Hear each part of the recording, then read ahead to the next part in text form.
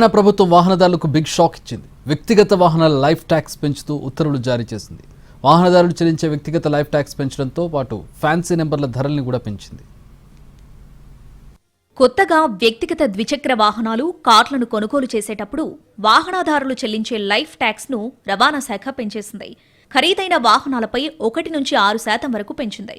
ఇతర రాష్ట్రాల్లో రిజిస్టర్ అయిన తర్వాత తెలంగాణకు బదిలీ చేసిన పాత వాహనాల రిజిస్ట్రేషన్ ఫీజులను విలువను బట్టి 1 నుంచి 6% వరకు పెంచింది. ఈ మేరకు రవాణా శాఖ principal secretary Vikas Raj GO 53, 54లను జారీ చేశారు. ప్రస్తుతానికి ప్రిలిమినరీ నోటిఫికేషన్ ఇచ్చారు. దీని ప్రకారం ద్విచక్ర వాహనాల స్లాబులు 2 నుంచి 4కు, కార్లు, జీపుల స్లాబులు 4 నుంచి 5కు పెరిగాయి. ఫ్యాన్సీ నెంబర్ల ఫీజులు సైతం భారీగా పెరిగాయి. అయితే కార్ల ఎక్స్ షోరూమ్ ధర 10 లక్షల కంటే తక్కువగా ఉంటే దానిపై అదనంగా ఎలాంటి భారం పడదు. కనీసం 10 నుంచి 20 లక్షలు దాటితే 1%, 50 లక్షల రూపాయలు దాటితే 2% అదనంగా చెల్లించాల్సి ఉంటుంది. ఆయా కంపెనీలు, సంస్థలకు సంబంధించి 10 సీట్లలోపు వాహనాల ధర గతంలో 20 లక్షలకు పైగా ఉంటే లైఫ్ ట్యాక్స్ 20% ఉండేది.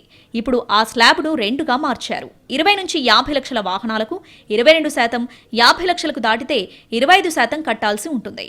మరోవైపు ఫ్యాన్సీ నెంబర్ల ధరల్ని పెంచుతూ రవాణా శాఖ ప్రిలిమినరీ నోటిఫికేషన్ జారీ చేసింది.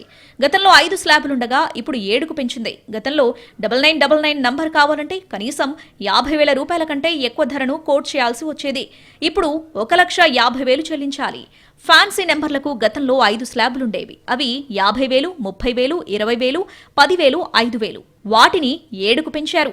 అవి 1.5 లక్షలు, 1,50,000, 40,000, 30,000, 20,000, 6,000.